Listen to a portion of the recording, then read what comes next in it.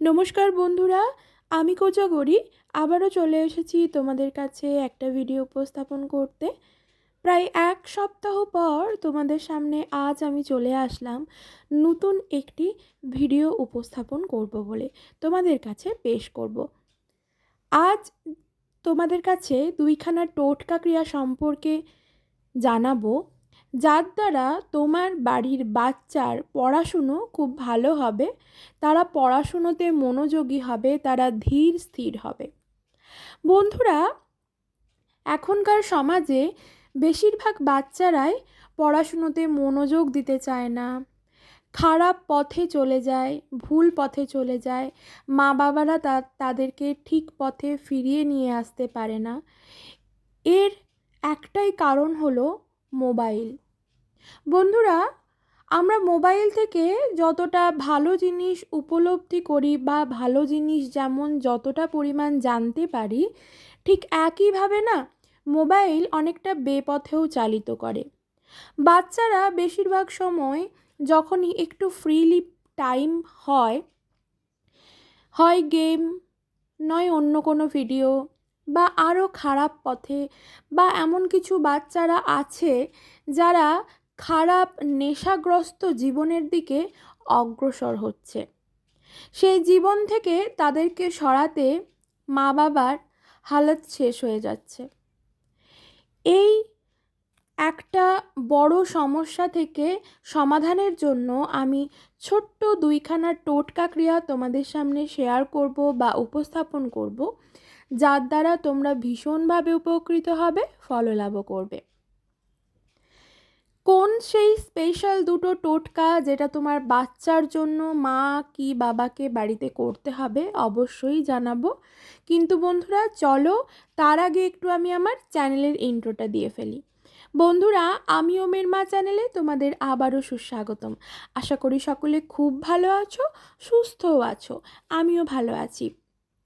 আমি তোমাদের ভিডিও শুরুতেই জানালাম, আজ আমি তোমাদের কাছে দুইখানা টোটকা ক্রিয়া সম্পর্কে জানাবো। বাচ্চাদেরকে কিভাবে ঠিক পথে চালিত করবে, কিভাবে পড়াশুনোয় যাতে তারা মনোযোগী হয়, কিভাবে ভালো মানুষের মতো মানুষ তৈরি হয়, সেই সম্পর্কেই তোমাদের জানাবো। কি সেই স্পেশাল দুটো টোটকা ক্রিয়া, চলো একটা একটা বলতে থাকি। প্রথম যে টোটকা ক্রিয়াটা জানাবো সেটা তোমাদের আজ বছরের সোমবার, মহাসোমবার, বৈশাখ মাসের মহাসোমবার, আজকের দিনে যে কোনো মন্দিরে, যদি পারো শিব মন্দিরেও করতে পারো, বা তোমার বাড়ির পাশে যে কোনো মন্দিরে চাল, 1 কিলো মতো চাল বা 500 মতো চাল, তোমার সাধ্য সামর্থ্য অনুযায়ী, ঠিক আছে, চাল ভেট হিসেবে দিয়ে আসো মন্দিরে। আমি এক্ষেত্রে বলবো না যে চালটা মন্দিরে দান করে আসো, ঠিক আছে, দান করাটা একেবারেই বলা উচিত নয়। মন্দিরের ক্ষেত্রে বলবো ভেট হিসেবে দিয়ে আসো, প্রণামী হিসেবে দিয়ে আসো। এবার চালটা সেদ্ধ চালও হতে পারে, আতপ চালও হতে পারে। যেহেতু পুজোর কাজে আতপ চাল লাগে, সেহেতু আমি বলবো আতপ চাল দিলেও অসুবিধে নেই। ভালো চাল তোমার সাধ্য সামর্থ্য অনুযায়ী আজ মহাসোমবার যে কোনো মন্দিরে, যদি পারো শিব মন্দিরে দাও, কোনো অসুবিধে নেই। যদি শিব মন্দির পাশাপাশি তোমার বাড়ির পাশাপাশি না থাকে, সেক্ষেত্রে যে কোনো মন্দিরে, তোমার বাড়ির পাশাপাশি যে কোনো মন্দিরে চালটি ভেট হিসেবে দিয়ে আসো তোমার সাধ্য সামর্থ্য অনুযায়ী, ঠিক আছে।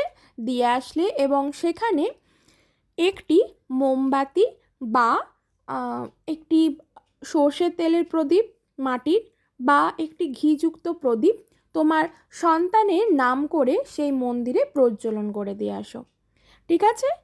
দিয়ে এই যে সপ্তাহটা চলছে, এই সপ্তাহতেই যে শনিবার দিনটা আসছে, সেই শনিবার দিন অশ্বত্থ গাছে তোমাদেরকে যেটা লাল হলুদের মলি সুতো হয়, যে ধাগা হয়, সেই ধাগাটি বা মলি সুতোটি বেঁধে দিয়ে আসতে হবে গাছের গোড়াতে, ঠিক আছে।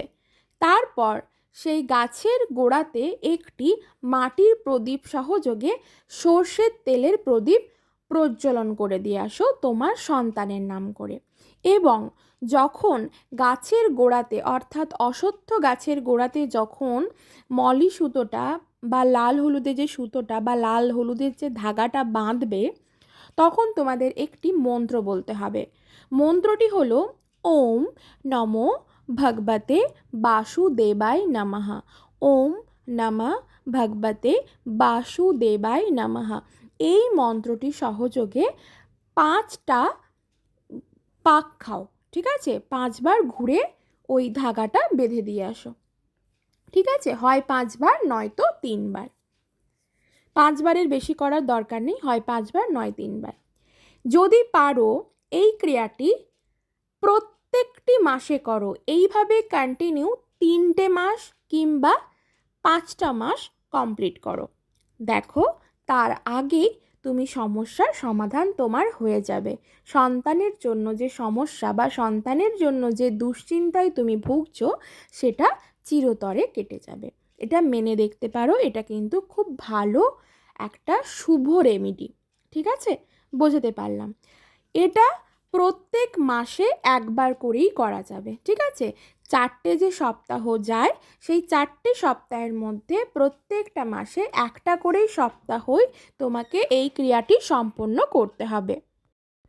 এরপর তোমাদের সাথে আরও একটা রেমিডি যেটা শেয়ার করব। তোমার বাচ্চার যেখানে বই খাতা থাকে, ডেলি যেখান থেকে বই নিয়ে বাচ্চা পড়তে বসে, সেই জায়গায় সরস্বতীর পারলে একটি সরস্বতীর ফটো রাখো। যদি সেখানে রাখতে অসুবিধে হয় সেখানে অবশ্যই 3টে ময়ূর পালক রাখো, ঠিক আছে? 3টে ময়ূর পালক রাখো। এটা ময়ূর পালকটা কিন্তু ছোট কিনবে, ময়ূর পালকটা বড় অবস্থায় কিনে সেটাকে কেটে রেখে দিলে না সেটার যে শক্তিটা সেটা নষ্ট হয়ে যায়। সেক্ষেত্রে ময়ূর পালকটা আমি তোমাদের কাটতে মানা করব। যে কোনো বড় দশকর্মার দোকানে গেলে ছোট সাইজের ময়ূর পালক তোমরা পেয়ে যাবে। সেটাকে কিন্তু বাড়িতে নিয়ে এসে ভুল করেও কেটে দিও না, ঠিক আছে? 3খানা ময়ূর পালক তোমার বাড়িতে বাচ্চা যেখানে পড়াশুনো করে অর্থাৎ বাচ্চার যেখানে বই খাতা রাখা থাকে সেইখানে রেখে দাও। পারলে একটা ময়ূর পালক রাখবে বাচ্চার বইয়ের ব্যাগে। সেই বইয়ের ব্যাগটা কেন বললাম, কারণ সেটা প্রত্যেক দিন টাচে থাকবে তোমার বাচ্চার। সে স্কুলে যাবে, টিউশনে যাবে, কন্টিনিউ টাচে থাকবে। এমনভাবে রাখো সেটা যেন না ব্যাগ থেকে পড়ে যায়। যদি বড় বাচ্চা হয় তাহলে তাকে তোমার সন্তান যদি বয়সে বড় হয়, ম্যাচুয়ার্ড হয়, তো তাকে জানিয়ে দাও যে এটা রাখা হলো, এটা ব্যাগ থেকে তুমি ফেলবে না। আর যদি ছোট বাচ্চা হয় তো তোমাকেই সামলিয়ে ব্যাগের মধ্যে সুন্দর করে এক জায়গায় রেখে দিতে হবে। এটাও করে দেখতে পারো। এটা রাখার যখনই তুমি এই ময়ূর পালকটা রাখবে না, এটা রাখার 5 থেকে 6 দিনের মাথায় তুমি একটা অসম্ভব রকমের চেঞ্জ দেখতে পাবে তোমার সন্তানের ওপর। পড়াশুনোয় মনোযোগ হবে, কথা শুনবে, ধীর স্থির হবে। ক্রিয়াটি করে দেখতে পারো, বিফলে যাবে না। বলেছিলাম 2টো টোটকা শেয়ার করব, তো চলো আরেকটা টোটকা শেয়ার করি। সেটা হলো তোমার বাচ্চা যেখানে পড়াশুনো করে, যেখানে বই রাখে, সেই বই রাখার জায়গায় একটা ছোট্ট কাঁচের বাটিতে, ঠিক আছে? স্টিলের বাটিতে না, কাঁচের বাটিতে বা সেরামিকের বাটিতে, ছোট্ট কাপে তোমাকে রেখে দিতে হবে কয়েক দানা কর্পূর।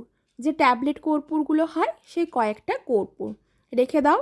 এবং এটা রাখবে বৃহস্পতিবার। 15 দিন অন্তর অন্তর এই কর্পূরগুলি চেঞ্জ করে দেবে। কর্পূরগুলি যখন চেঞ্জ করবে তোমার বাথরুমে যে কোমোট সেই ফ্ল্যাশ দিয়ে ফেলে দাও বা ডাস্টবিনে ফেলে দাও। 15 দিন অন্তর অন্তর এই কর্পূরটা চেঞ্জ করে দাও।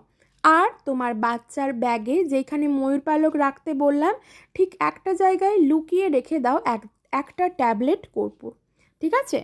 ক্রিয়াটা করে দেখতে পারো, বিফলে যাবে না, খুব ভালো উপকারী ফললাভ করবে। ভিডিওটি ভালো লাগলে অবশ্যই লাইক করো বন্ধুরা, শেয়ার করো আপনজনদের সাথে, কমেন্ট করে জানিও। যদি তোমাদের কিছু জানার থাকে অবশ্যই আমি তোমাদের কমেন্টে রিপ্লাই দেব। ভিডিওটি ভালো লাগলে লাইক করো, শেয়ার করো। সকলে খুব ভালো থেকো, সুস্থ থেকো, সাবধানে থেকো।